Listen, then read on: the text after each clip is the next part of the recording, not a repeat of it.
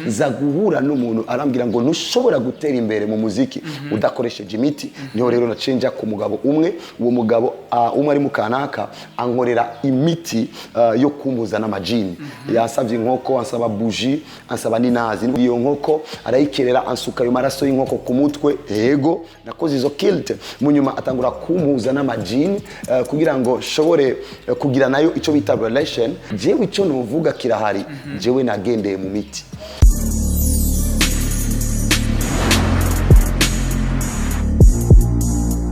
Amahoro nshuti bakunzi ba Buja TV, mwumvikana ibiganiro bya Buja TV. Nkuko mutubona turi mu nyubako y'umwe mu bapasteri ba mbere hano mu Burundi bakora ibitangaro cyane. Aha mumbona ndi ku ruhande rw'intebe yiwe y'ububasha bwinshi cyane. Ehe ngiyi ngaha intebe yicaye ko irakuzanira ibitangazo byinshi cyane. Ni intebe ya Pastor Nde. Turaza kuvugana nawe mu mwanya, mumenye byinshi kuri we, mumenye ibimugize, mumenye n'igituma yabaye pastor, mumenye n'igituma yabaye pastor, mumenye n'igituma yabaye yashimye guhindura ubuzima yararimo aza muri shasha. Iyi ni Buja TV, cyakinyamakuru cy'abakibazana bishasha muvuga muri industry ya Buja Flavor. Gumana natwe, nimba wifuza kumenya byinshi banza ugire subscribe, hamugire commentaire kwanza kuvyumaze kubona.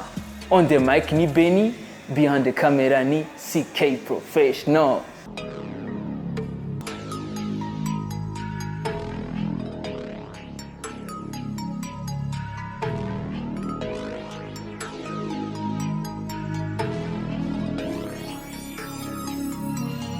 Bemereye rero ntababwiye ko ndaza kubereka umupasta novuga ari mu bapasteri ba mbere ngaha mu Burundi bavuga ngo cyane bavuga ko byinshi bavugwa yuko ari muri bamwe yoba yarahinduye ubuzima kubwo gukundwa cyane n'Imana, arashima kuba mu buzima bw'Imana. Pastor, ikibazo cyane cyambere kwanza. Pastor, sikia leo unaionaje? Sikia leo iko sawa, Bwana ni mwaminifu, kila kitu ni safi kabisa. Yes. Naravuga izina giwe ndazimuramuzi, izina giwe rya kera Obama Sugujei. Ubonye akaba yitwa Joshua. Pastor, jengo muravuga ati novuga warahiriwe cyane kuba ronse amahigura hindura ubuzima. Pastor, novuga ngo naragiriwe ubuntu, niyo term ikora. Kuko muri Bibiliya bavyita ubuntu. Iyo ikintu kibaye ataco wagize vyitwa yuko wagiriwe ubuntu. Ugiriwe ubuntu ni umuntu yari muri liste y'abategerezwa gupfa nabi, akaca yisanga mu bantu babayeho neza. Kugira ngo rero ico nagiriwe ni ubuntu, si ikintu nikore, ariko ni ikintu Imana yankoreye kugira ngo shobore kuwidegemvya. Yes. Ni ikintu Imana yamukoreye kugira ngo ashobore kuwidegemvya. Mbega yavyumvise gute kuba ashimye guhindura ubuzima? Vyari kuba ibintu numva jewe jenyene sinzi ko vyari gukunda ico gihe, kuko ico gihe narifise ibintu numva muri jewe. Nafise ubuzima mbayemo nk'umustar, nafise ubuzima mbayemo nka Sugujei bien sûr ico gihe murabiheba. Hamurumva ko kuri jewe nibwo bwari ubuzima. Ni vyari kuza ngo ndiyumvisemo guhinduka. Surtout kandi ko nari maze gukora album y'indirimbo zitwa ko nakoreye South Africa, mbona ko ari umwanya uko umuntu yomenyekana. Ahubwo kuvuga ko nagira ubuntu nuko ari Imana yanshoboje kuba ndi muri mu buzima. Mvuze ngo naravyumvisemo, wo kwibaza ko ari ubuzima nizanyemo. Ahubwo Imana gayo yabonye ko bikwiye yukwishira mu mugabane w'abizera. Ama nanje ndayizera. Bibiliya ivuga ngo twarakijijwe kubw'ubuntu kugira ngo nitwirate ko ari inkomezi zacu. Cyo gituma vuze ngo si ibintu nizanyemo cange niyumvise, kuko novuga ngo naravyumvisemo umengo ndi mu vyanje, ariko na hantu nazanywe na Kristo kubw'ubuntu. Yarafise umugambi nk'uyu ndiko ndabamo nivyo. Yes. Ni Pastor Joshua benshi bavuga ko ari intumwa kandi ni intumwa. Pastor, mbe hajya uvyakira gute ko bavuga kuri intumwa?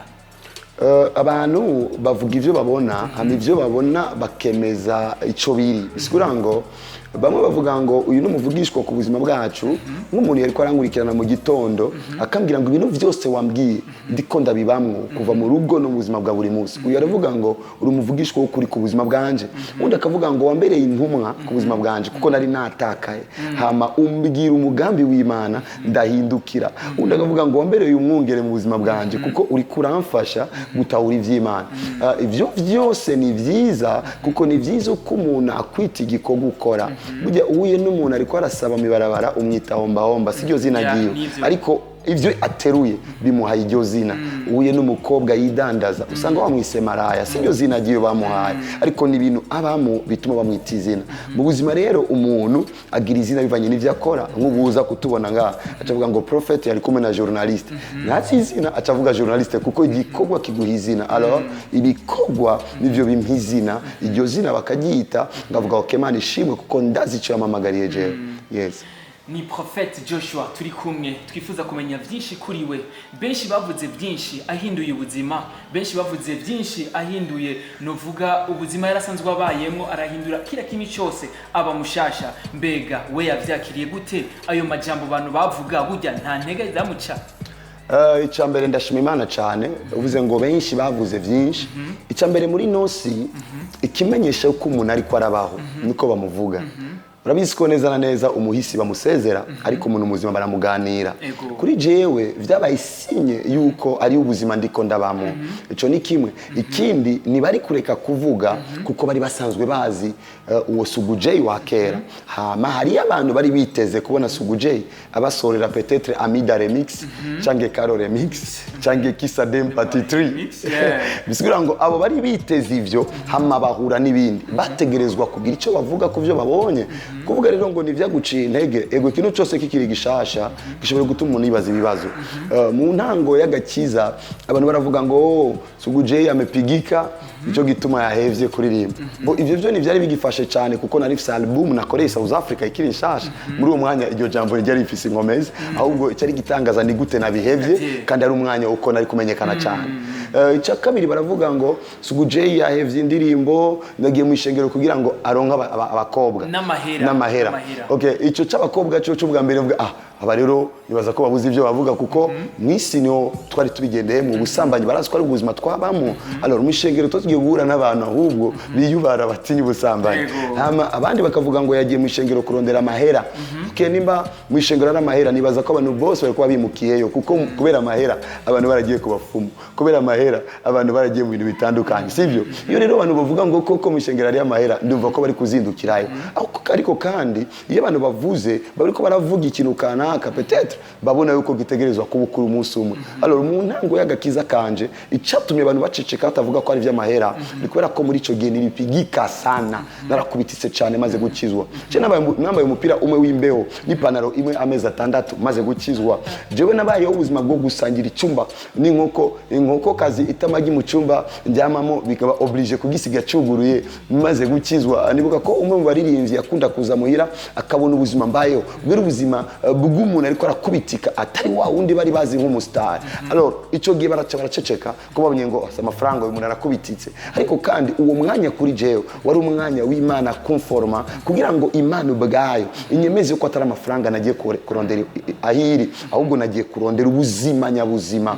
Alors mu nyuma rero Imana yo irugurura bien sûr mu Mana ibindi byose ni nyongera kuko birivuga ngo mwitwararika ubwami bw'Imana no kugororoka maze ibindi byose bizobinyongera. So inyongera zitegerezwa kuza igihe jewe nahisemo kwitwararika ubwami bw'Imana. Yes. N'abaririmbyi benshi tugerageza kubabaza ati mbega mwoba mukoresha ibintu by'uburozi, mbega mwebwe muba muja ku bafumu nka Joshua novuga yarigeze kuba Sugu J wa wundi aririmba za ndirimbo z'ivyisi tumwe twunda kwisa sekila. Mbega yoba afise novuga icemeza ko vyo babihari canke we yoba yarabikoze igihe period yararimo? Ndashima Imana cyane, ndabisiko benshi bariko barankurikirana kandi kuri iyo sije benshi bakeneye kumva ico ngomba kuvuga. Ngomba gusa kuvuga yuko ivyo ngomba kuvuga jewe ni nahe yanje. Ndiko nsengera abandi kugira ngo bazoshinga izabo kuko si photocopy conforme kubera ko yari yategerezwa kujya ari abarundi bafungura ari abandi badafungura. So udafungura navuge ko abarundi dushonje, n'ufungura navuge ko abarundi batunze. Bisigura ngo iyo mvuze inahe yanje bangomba kuvuga ivyo nagendeyemo amandizera yuko nabandi ni batabago bazoshinga intahe zabo. Cyane ko tuzi abantu nka Kanye West baravyivugiye bakavuga ko bagurishije imwemu zabo kwa Satan, abo baravyivugiye. Cyane ko tuzi yuko abantu nka Tupac mbere yuko bava mu mubiri vyagaragara yuko ari amakondisiyo bagendeyemo bagomba kumenagura. So abo nabivugiye. Jewe ico novuga kirahari, jewe nagendeye mu miti. just natanguye kuririmba ngo ndiko ndondera ivy'imiti kwanza nk'umwana yakuriye muri katolika kiri muto urumva ko imiti yari mu bintu mpinga kuko nakuze ndi muryango w'abantu baja gusenga d'ailleurs kuvyumvira vyari ngorane nivyo no kuvyemera ngo niyumvire ko nokoresha umuti alors ubwo buzima rero uko nabandanije mbandanya ndirimba za guhura n'umuntu arambwira ngo ntushobora gutera imbere mu muziki udakoresheje imiti niho rero nacenja ku mugabo umwe uwo mugabo umwe ari mu kanaka ankorera imiti yo kumbuza n'amajini yasavye inkoko ansaba bougie ansaba n'inazi nibwo ko atana amafaranga nari fisi cyo giye kuko nakuze ndi umwana w'imfuvyi mu nyuma arankurira iyo nkoko arayikerera ansuka yo maraso y'inkoko ku mutwe yego nakoze izo kilt mu nyuma atangura kumbuza n'amajini kugira ngo shobore kugira nayo ico bita relation no kuyanezereza mu nzira zitandukanye z'indoto cange mu kwiyuka kugira ngo nemvoke uwo mugabo tumaze gukorana igihe kigufi ndabice mu ncamake gusa ko nibirebere igihe kigufi niyo nahuye n'undi musore umusore yitwa Juma uno munsi yarakijijwe yitwa Salomo Juma ampuza n'abandi bantu bakora ivy'imiti muri ico gihe naho bankorera vyinshi nibuka ko bankorera ikintu citwa ngando bambwiye ngo ni chupa yitwa crocodile ngo abantu bantinye ngo crocodile nibuka ko bankorera yindi chupa yitwa Kano iyo chupa yitwa Kano karaga chupa gato to chupa duto twa whisky urazi ko tutaboneka facilement bijya duto cyane bari bashizemo ibiti sinzi ukuntu vyinjiyemo ariko ico narizi kirimo harimo amagufa y'abantu igufa ry'imbere n'igufa ry'inyuma donc bafashe kankare y'umuntu ya crâne kugira ngo mboneke ndi imbere cyangwa mboneke kubari inyuma ica kabiri urabizi ko hari kiziga abantu bashengerera so ikindi ko kugira ngo nshengeregwe nk'ikiziga so that muyo chupa harimo amavuta nisiga ico gihe navyuka saa 8 z'ijoro nkoresheje amabuji ya rouge kugira ngo nemvoke imbere yo ngenda ahantu uwo ni umufumo wa kabiri igihe nari South Africa haravuzwa makuru ko Sugujey yagwaye havugwa n'amakuru ko Sugujey yapfuye mbere yego ndi South Africa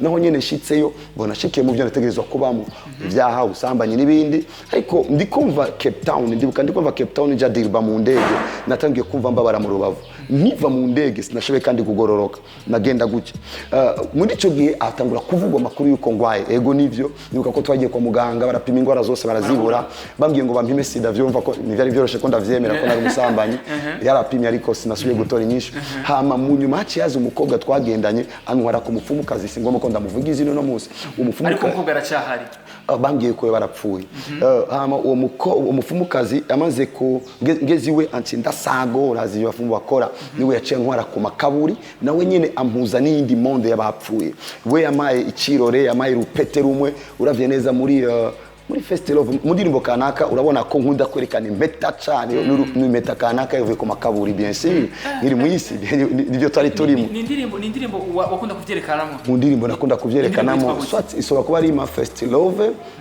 cyangwa indirimbo nakoze n'undi muntu ndaza kuraba iyo ndirimbo so ndabiruka kera ariko mu ndirimbo navyerekana cyane ariyo n'indirimbo nakunda kwerekana kuramukanya gutya nonyene yari indi sinye bari bampaye ico gihe nakorana no mufumo bien sûr nabikora kenshi pour question yo kwamvuta abantu so ico gihe cyose urumva ko nabigendeyemo ikibazo cyo ariko ngo mbega usuguje yarabigendeyemo suguje yarabigendeyemo imana iragaheza gigwa iyo rero mbwiye abantu ngo jewe sinakijijwe gusa narazuwe dikora ko ndazi aho navuye alors muri ico gihe rero cyo mufumo nonyene twarakoze vyinshi ariyo kite zo kwihamba ariyo kufata umusaraba nkandika izina ngo je ndapfuye kugira ngo shobore kubaho nk'umuzuka naco gihe yaciye avugwa ko napfuye bien sûr ko byari fatanye niyo kite zo urumva ko nabigendeyemo imana iragaheza gigwa kuba yarancungura ni na benshi rero baci babandanya bavuga yuko nubu mu byo akora mu byo afasha abantu tuvuga bimwe vy'ibitangara novuga benshi bavuze kuvuga ati ngo arakiza abantu abahumye bamwe bakunda kuvuga ngo abahumye barahumuka ngo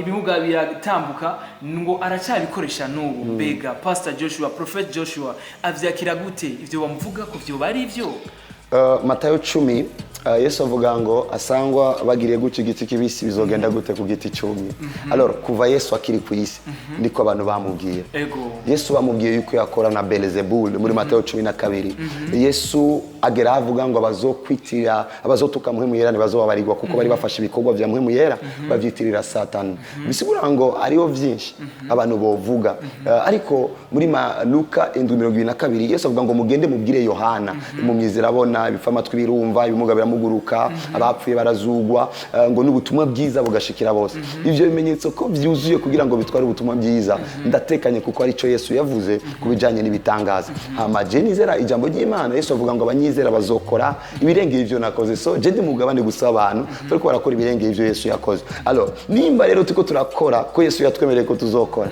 tugomba no kwihanganira kuvugwa kuko Yesu yaravuzwe yes ego turabona yarabihevye ariko hari ibintu bimwe bimwe twavuga yuba yarakoze akiri wa wundi Sugu J nubu bitarahinduka tuzazi vyarivye amatwi aracyatoye nubu tuzogenda